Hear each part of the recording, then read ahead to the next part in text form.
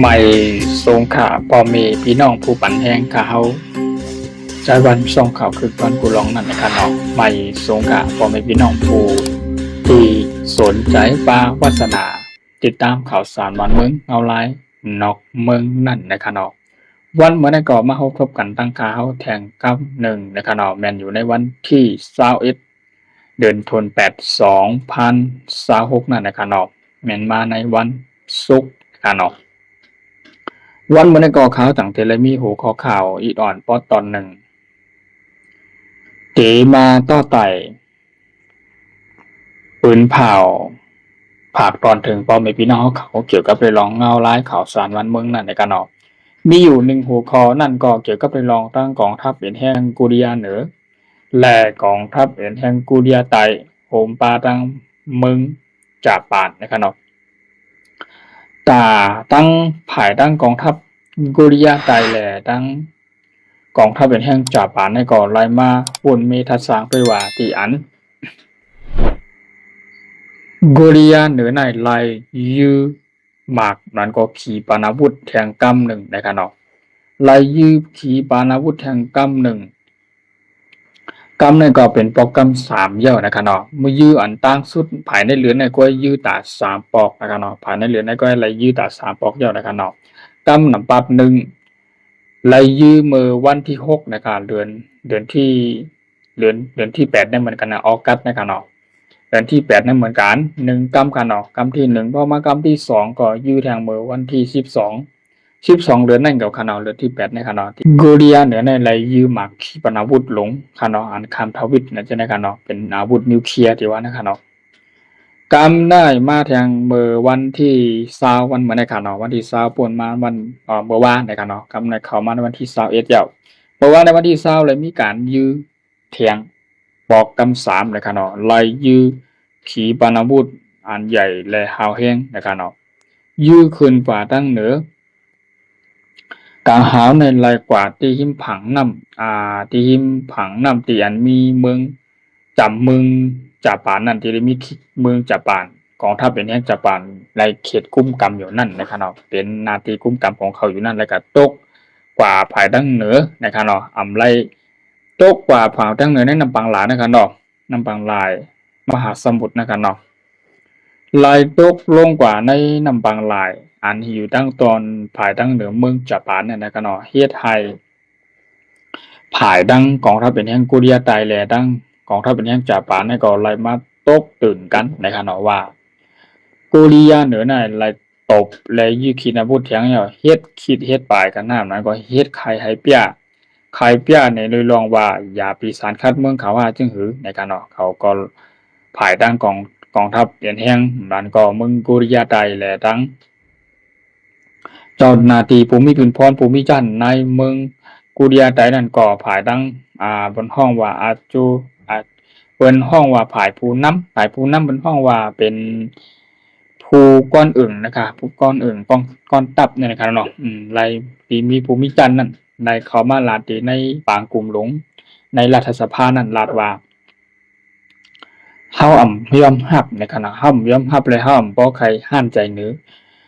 กูเรียหรือเปลี่ยนเลยยืมหมักขึ้นกับแทงได้ไหนมันกดโดยลองมันจำเมืองเฮานี่เฮ็ดคิดเฮ็ดปลายเฮาห้ามนั่นก็ใครเปี้ยในเฮาในเฮา5ในนั่นก็มีอยู่2เมลถึง3เมล3รองนะครับเนาะกำหน่ายภายดังกองทัพแห้งมันก็เมืองจากปานก็ไล่มาลาดแทงว่าบ่แค่เหมือนกันนะครับเนาะที่อันกูเรียหรือในไรยืมหมักขีปนาวุธถึงว่าไรตกญาในเมืองญาจึงหือกะเย่านะครับเนาะเพราะว่ามันจำในเขตกุมกำเมืองจากบ้านนะครับเนาะทางเป็นทางก็กะเฮ็ดใครว่าเฮ็ดขี้เฮ็ดปลายกันน้ำนั่นก็เฮ็ดย่านนี่กันว่าใครว่าเขาในย่านน่ะเข้มน่ะห้าในก็ภายทางจากบ้านก็เลยมีการมาลาดว่าจังไหนโดยลองตั้งกองทัพเป็นแห่งกูเรียหรือได้ยื้อภายในหรือในก็3ปอกำ3อยู่นะครับเนาะปอกำ3ในเลยกำได้ทั้งภายทั้งเมืองกูเรียใดในไหลมาลาดถึงนั้นก็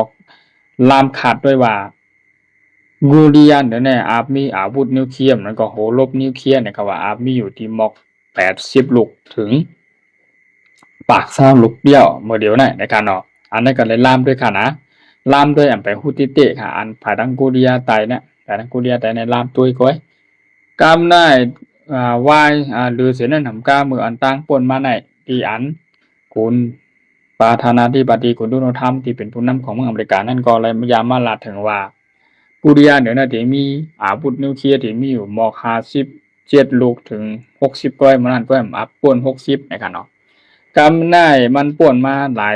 ลายวงป่นมาหลายเดือนนะครับเนาะเป็นหัวปีมันกำได้ภายดังกองทัพเป็นแห่งกูเรียตายเหตุแลดังกองทัพเป็นแห่งจาปาได้อะไรมาถามว่ามันนำกา60ลูกมันนำกา50ลูก60ลูกมันต้องมี80และปาก20ลูกปลายป้อง20ลูกปลายลูกป้องมันในขนาดรวยลองอาวุธนิวเคลียร์ตัวไหนเป็นอาวุธที่อันยื้อไหลไกลและยื้อไหลเป็นหูเหียงลักปองมันไม้ทะเลยื้อไหลปานทั้งหูเหมือนลักปองไม้ทะเลค่ะนะโอ้ยื้อได้เหมือนจึงว่ายื้อเหมือนจึงไกลที่เมืองในเมืองมานค่ะเนาะในเมืองมานในเมืองมานยื้อเขามาถึงไทยมาถึงไกลมาเลเซียสิงคโปร์ที่ข้ามไปหมดค่ะยื้อข้ามใน2เมืองถึง3เมืองในเปิ้นห้องว่ายื้อข้ามทวีปเนี่ยกันเนาะหมายความว่าอาวุธตัวนั้นเลยว่าฮาวแฮงยื้อไหลไกลเลยเป็นหมากหลงอันให้หลงมันพี่หลงมันขานะบ่งในกระตกใส่โกเลียเหนือในก็ลายว่าอำโกไผพร้อมเปิดตาดีเปียนี่แหละเปียนี่เอาให้เขาอันเป็นผู้เขียนเขานั้นให้ฮู้ให้หันว่าเฮากองทัพเป็นแห่งโกเลียเหนือเนี่ยเฮาแข็งแกร่งเฮาฮาวแฮงเฮาเขิงข้ามเฮามีมาลากนักของการขีปนาวุธเฮามีอาวุธนิวเคลียร์ห้ำโกไผตียื้อในก็ตียื้อได้ลองพึกเฮ็ดว่ายื้อจามตัวอย่างจึงหือแต่ไปพูดล่ำไรแต่ภายดังกองทัพเป็นแห่งกุริยาไตแลดังจะปาดได้ไหลวนว่าเขากุริยาเหนือในยื้อไฮเปอร์จ้าเป็นเมืองหิมจำเมืองกุริยาเหนือในไฮฮู้ว่ากุริยาเหนือในอ่ำยอมไผนะครับเนาะยอมไผแล้วก็เป็นหมากที่อันขีปนาวุธอันใหญ่ลงเลยหาแห้งนะครับเนาะภายดังขุนประธานาธิบดีคุณนุทำได้ไรมาลาดว่า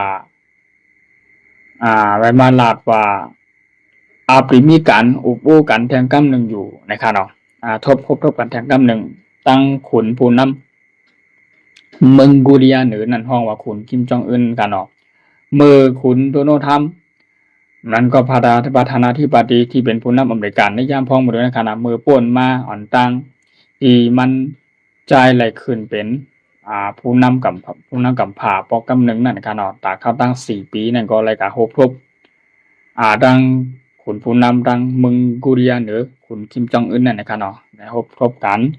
กำในภายในปลายปีในปีแล้วมีฮบทบกันแทงกำหนึ่งว่าหนังในค่ะเนาะภายดังขุนประธานาธิบดีคุณโดนัลด์ทรัมป์ของเมืองอเมริกันได้ไล่ลาดสั่งน้ำแล้วก็ตอบผู้เอาข่าวนักข่าวอย่างน้ำตอบว่าไปฮบทบกันในงานเจเบตนะครับว่านะเจเบตเนี่ยไปเฮ็ดในวันเดือนที่11นะครับเนาะเดือนที่11ในตั้งเดือน2เดือน3เดือนดังหน้าในขณะจำเสียงปีในขณะเนาะสิกาฮบทบกันได้ปล่อยนั่นเหเสียมกาไปมีการโอ้กันพองตักทายกันกองตั้งแต่ขึ้นมาเป็นประธานาธิบดีได้คุณผู้นำอเมริกันในกำนั้นก็ไปฮบทบกันแทงกำหนึ่งในวันหนังนั้นนะครับเนาะตอบ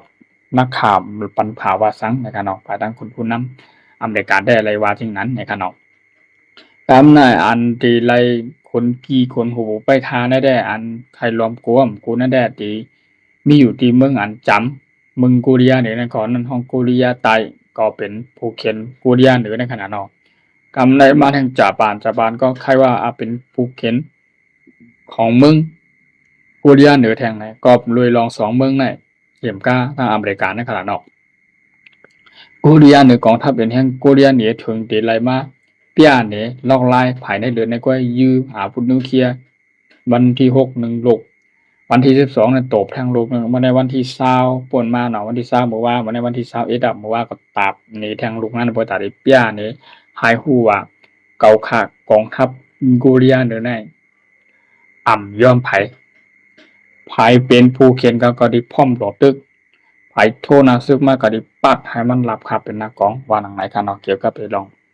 กูเรียเหนือในก็ไล่ว่าเป็นอินแฮงของข้ามอันใหญ่และมีอาวุธนิวเคลียร์และอาวุธหลักๆทรงพลังอย่าเข้ม และลงแดนเหมือนกันขนาดตอนถ้าภายตึกนะซ้ำเป็นโอ้ยดีของเมืองรัชชาทั้งกันนะง่ายๆกะเมืองกุริยาเหนือไหนโดยเรื่องของข่าวเขาในก่อเขาก็จังเลยเอามาต่อไต่ปืนเผาผักตอนถึงพ่อแม่พี่น้องเขากูเจ้ากูตนกูป้านในเมืองไต้ปอดปืนเฮานั่นนะบ่เลยถ่อมติดตามข่าวสารว่าเมืองเงาลายนกเมืองนั่นในข่าวๆแล้วมาเปลี่ยนเป็นภาษาความใต้ความลาวเท่านั้นเสียมาผักตอนถึงพ่อแม่พี่น้องเขาในฐานะเมื่อนั้นก็มีหัวข้อข่าว1หัวข้อว่าหนังในคะเนาะกุริยาไต้แลตั้งจาปานและโฮมกันเสทัดสังวนว่าพอเจอกี่เมืองกุริยาเหนือไล่ยื้อหมากขีปนาวุธนั้นก็นิวเคลียร์อาวุธนิวเคลียร์ทางยื้อแทงปอกำ3ย่อนะครับบ่ใครห้านใจเหนือกันในยามพร้อมบ่ได้ในขณะเป็นเงาลายข่าวสารบ้านเมืองที่อันบ่ใครเข้มต่อตัดในเมืองกุริยาเหนือและจาปานนั้นก็ตั้งจาปานกุริยาเนี่ยเป็นโอ้ดีกันอยู่แล้วแล้วก็ตั้งกุริยาเหนือในบ่ใครแม่นกันทั้งจาปานในกุริยาใต้ในขณะนั้นโอ้ขาวๆนั่นก็เลยว่าเป็นข่าวเงาที่อันมาใหม่ๆเขาก็เลยเอามาอัปเดตแล้วเอามาต่างลงปันในของ YouTube ได้นะพ่อแม่พี่น้องเขากูจะกูตนกูบ้านนั้นบ่ได้ไล่คู่ไล่หันได้ติดตามข่าวสารวันเมืองคึกตอนยามตันนั่นนะครับใจวันก็จังไล่เอามาปืนเผาภาคตอนถึงพ่อแม่พี่น้องเขากูจะกูตนกูป้านะครับเนาะตอนดาพี่น้องเขาที่อยู่ในเมืองใต้ปอดปื้นกูอองตีนั่นนะครับเนาะไม่สงขาตอนดาวันไม่ได้ก็ยินจุ่มขอบใจอย่านำค่าที่เข้ามาปันแห้งขาเฮาอย่าลืมเข้ากับติ๊กไลค์ติ๊กแชร์ติ๊กหินเบิดขนาดพ่อแม่พี่น้องเขากูจะกูตนกูป้าขาเนาะนั่นเป็นข่าวสารวันเมืองเงาลายนอกเมืองนะครับเนาะข่าวในเมืองก็อาจสิมีกองแต่กำลังเป็นข่าวสารวันเมืองเงาลายนอกเมืองขนาดที่เอาใจวันที่ขาเฮาใจวันช่องเขากูลองช่องไหนอะไรเอามาเป็นหัวข้อข่าวแล้วเอามาต่อแต่ผักก่อนปันพ่อแม่พี่น้องเขาจนกูเจ้ากูตนกูป้าบ่ได้ถ่อมในการนั้นนะครับเนาะยินจุ่มขอบใจนำค่านะที่เข้ามาปันแห้งขาเฮาไม่สูงค่ะกูเจ้ากูตนกูป้าค่ะพ่อแม่พี่น้องเขากูก็ค่ะไม่สูงค่ะ